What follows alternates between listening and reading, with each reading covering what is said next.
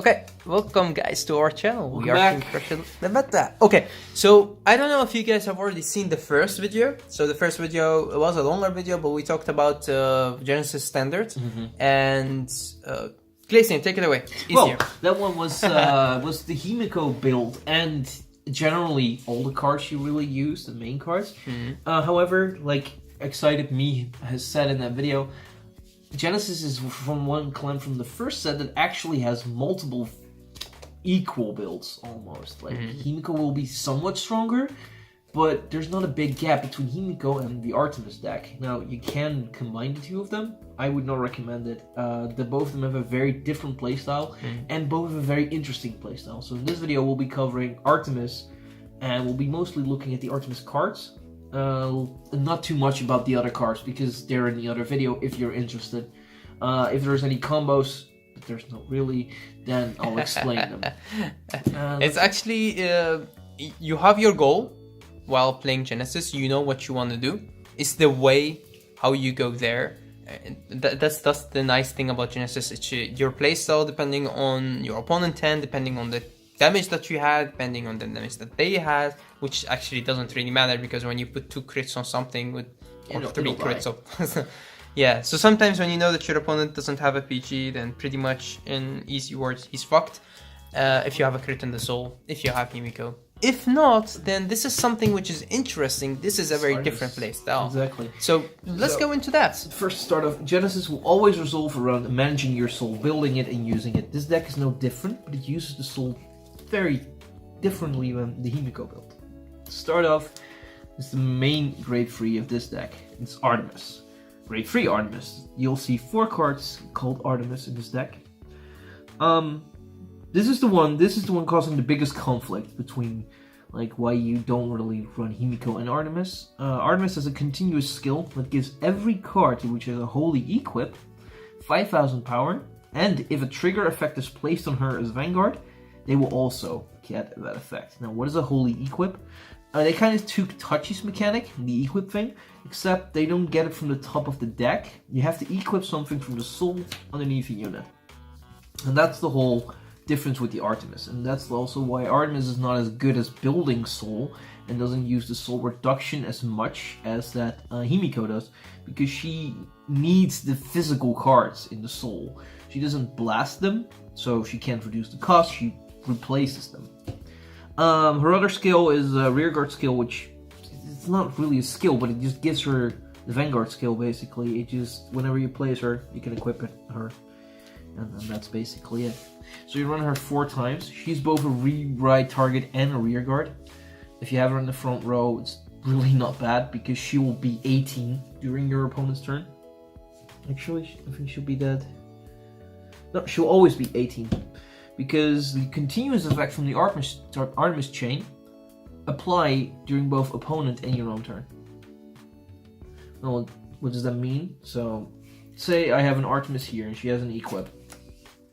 And I get a critical trigger. I give the effect to my Vanguard. It means that this one will also get +1 crit and plus 10k. Just because she has this card. This will apply to both your turn and the opponent's turn. I'm just going to double check that one more time. Yeah.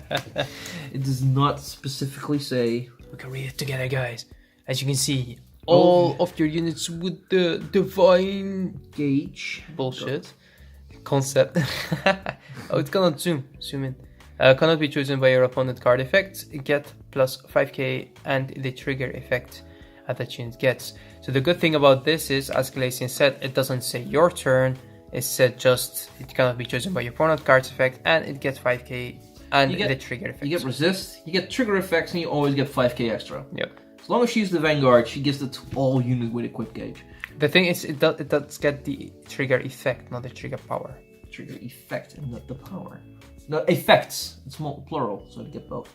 No, I don't think so. We have to find that out. I believe they do, because otherwise it wouldn't apply to the rear guards. And effects in Himiko is also the power and the crit. Interesting.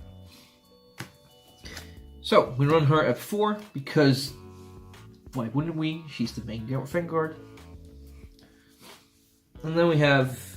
This is exactly the same as the previous video. If you've seen that. 3 of her. Short recap, she Soul Blast 3, Soul Charge 1 card from your hand. And gives a mark.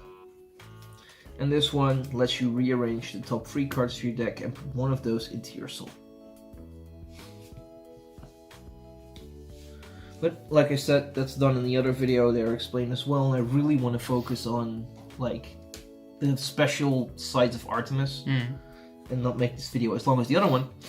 So that's why we're not talking about them a whole lot. Next up is the Artemis Grade 2. This wonderful little girl is a monster. She is? She looks cute. She is adorable. I really love the art, and I think she's really, really cute. I really do. I have a thing for redheads. Her skill is that whenever an attack hits, it doesn't have to be a Vanguard, it doesn't have to be on her, just as long as she hits, she gets an holy equip. Now her continuous skill, and again, this is during both opponent and own turn, she will get 10k power, so for each equip, so that can stack up pretty fast. If you get her on the field, and she cannot be targeted by effects, it has a base power of like 25, opponents are not gonna get rid of her easily. And each turn she will attack, and she'll get stronger as long as she hits. And this is the other grade 2 that some people like to run in Himiko. I see it as an option as well, because she just costs 1 soul to make a 20k unit, which is good, but I choose not to because she reduces soul and doesn't build it. I can see people run it though, and I think it's a viable option, but you'd have to think more about like your soul charges and be more responsible with your soul instead of using Himiko. I don't think you'll get Himiko off more than once if you run her side by side, but it's an option. In this deck, definitely at 4, because she is the main grade 2. And what I like is that you don't have to write her. In fact, you'd rather not write her. You'd rather have her ready as a rear guard. Then we have 3 more of these. Now, you can easily cut one of these, or even more, because you don't need... Well, no, I would keep this one at this level. The Counterblast and the Soul Blast skill in hand, we explained that. And then we have this one you can easily cut. This one reduces Soul Blasts, but this deck hardly Soul Blasts. She's mainly in here to combo between these two. That's her main reason. And she's nice to have as a Vanguard, like for 1 turn. Like even if you don't really need the 2 reduced Soul Blast, you still get like the 3k power as well. And this deck does not rely on Counter Blasts at all. Like even less than Himiko or regular Genesis. If you want to cut her, I recommend adding more for her or Eucelius. Eucelius is just a quick soul charge and a quick hit. It's also nice because you can play him, and even if your opponent will not retire your rear guards, you still have space for this one, because this one will soul charge himself away. Next up is the Artemis Grade 1. Genesis Retire Power. This card, whenever it's boosts, so it doesn't need to hit, it just needs to boost or attack, it gets 1 holy equip. During your main phase, you can discard one of these holy equips and do a counterblast to retire an opponent's unit in the same column as this unit. Now she never needs to have more than 1 equip. You want to keep 1 on her for when you have the Grade 3 Artemis, because then she gets the power, she gets the trigger effects, all that good stuff happens. But whenever you have a second one, you can just throw 1 away, counterblast 1, and retire something in your opponent's back row. Or front row, it doesn't matter. You can just get rid of something, which is something Genesis did not really have access to, but she and Melissa fixed that problem a lot. And well, she's an 8k base retiring unit. There's nothing wrong with this card. I love it. I'm still not entirely sure which of these 2 decks I prefer. The Artemis mechanic is really interesting, but it feels a little bit less Genesis-y because you're not soul blasting as much. You're just charging and distributing. But it's really interesting and refreshing to play. Now the rest of the grade 1s is up to flavor. I went for safety. I had 3 of her.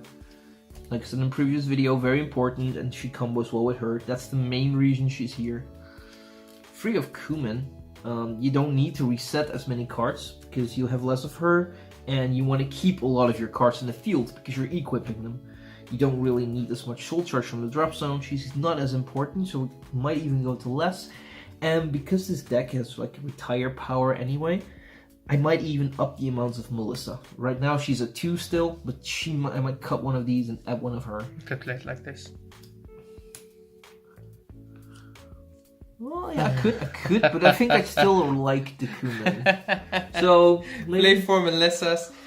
I might actually play 4 Melissas. Yeah, why not? I mean, you're just your opponent would be very sad. Just make 4 copies of her, 4 copies of her. So you retire your opponent's field. Your opponent have to put up cards from their hand to build up the field again. If I am honest, if we're talking about like the Melissa build and stuff, I would probably do it in Artemis. Yeah, it makes more sense in Artemis than it would make in Himiko because you usually have a surplus of soul to use in Artemis anyway. So I might actually go into that. But for now, this is still more of a safety build, I suppose.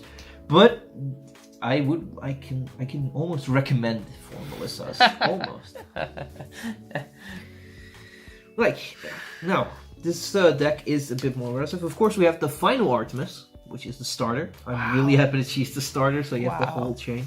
And she's a little cutie. I like her. She reminds me a little bit of my girlfriend. Ah, she does. And we have, of course, 4 drop Gs. And then this deck goes into, and maybe this is the reason why I like it so much, 8 crits. Now, why do we run 8 crits here? Because we want our opponent to be dead. Remember, her effect distributes the effect, and as far as I believe, and I would be very surprised if this is not the case, you do not multiply the draw effect, you only multiply an actual crit. Like, if you give a draw to rear guard, it does not give you another draw, I believe. No, because the draw is not applied to the player. The player, not the unit. Exactly. So that's the reason we're having less draws, also and more crits, because crits go everywhere. Yeah. Same with the heal. This one I do know to explain how it works, because you heal the Vanguard. Like the Vanguard, the damage is related to your Vanguard. So even if you heal a rear guard, it doesn't do anything because the rear guard doesn't have damage anyway. But the damage is related to your Vanguard, so you heal damage off your Vanguard. And I think it's the same with drawing. Like your rear cards don't draw, your Vanguard draws. But crits. Yeah, the player draws actually. And so I know what you mean. This is also this is a thing why I did see rumors about a standard of a premium Artemis, which would run like a shitload of triggers. And then just restand the entire field. Like get a Regalia thing going without being Regalia. But I don't think it's a good idea. But people were very happy that stand triggers are no longer a thing.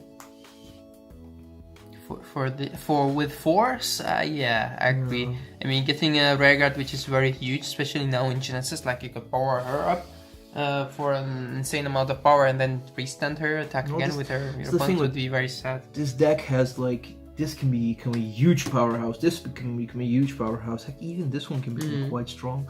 So I do understand it. And well, that's the Artemis build. It's different. It's more aggressive. It focuses on rushing your opponent down, and it makes drive checks the scariest thing in the world. You cannot gamble on taking the Vanguard because you know all the triggers will go to the Vanguard anyway. Like even if you want to risk it, it doesn't matter because there will be crits everywhere. Every drive check is dangerous. She can have even more crits than Himiko can. So it's insane. You mean divided on the field? Yes, agreed. If you get if you get 2 crits, if you get 1 crit in your drive check, you are already having the same amount as Himiko. Then she has 17 more, but of course Himiko can get 2 more in a drive check as well, which will put her at 5. But if she gets 2, she's at 6. So 1 more. Yeah. Exactly. Himiko. But that's actually it for the deck. Again, as Glacian said, it's up to your playstyle, which one you prefer. I think that Glacian likes this deck because it also reminds him a little bit of Tochikaze. It does. So you have your main Genesis deck, which is the one that runs Himiko, and you could still try to make a hybrid build, which would be a lot of fun, less consistent, let's say. It would remove the consistency of the two. It would be, it could be extremely powerful, but I can see it flunk really hard. Like, if you get the wrong cards in your hand, it'll do absolutely nothing. But this is also, again, the same as Tachikaze, because you are actually needing one more set to make this deck function, let's say, the right way. It already does, but as you see, you have a lot of space. You have a lot of space in your grade 1. Like, you have actually, let's say, if we're looking at this deck, if I say so myself, looking at the grade 1s, like, you already have 8 grade 1s that you could put in here that could make the deck different. Exactly. If you get more support that works with the Artemis. The same for the grade 2s. You could take him out, you could take her out. This one, of course, you keep at 4 because it's one of the cards that give you pluses and build up things if you want to.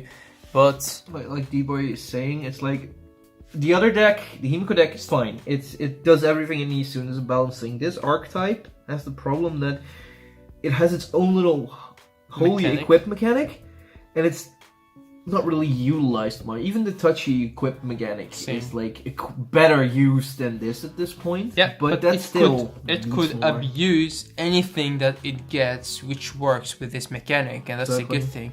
Again, for standard, my opinion is still the same. Every clan needs a second wave of support to make the deck that suits you the most. And I think they need actual second wave support, not like what they did with OTT now. They basically forced into completely new playstyles, like the witches and the mages. Maybe with Oracle Technique, because the deck is very strong as it is. I mean, it needed one wave of support to become almost tier 0 for a short amount of time, and then we got like now Great Nature, Angel Feathers, and other decks that could compete with it.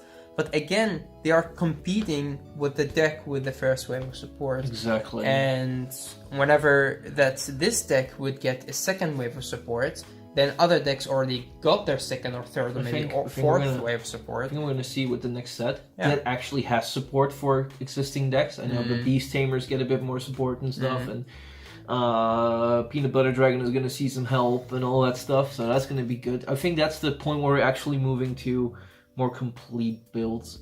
Yep. But I think we can discuss that over some exciting games, D-Boy. Yeah, I think that's the right time to end up this video and start with a match. So thanks guys for watching. Thank you very much. Check out the second deck profile, or the first actually, if you haven't seen that yet. And wait for premium a little bit. Guys, give us some time. If you have some ideas, put it in the comment section below, or try to contact us on Facebook. Actually, a lot of people contact us on Facebook and talk with us, especially with me, with Spike Brothers. And try to do the same with Genesis, because we will use your feedback, we'll talk about it in videos, and we will give you some shoutouts. Gladly, yeah. So thanks for watching, guys. Thank you very much, guys. See you next time.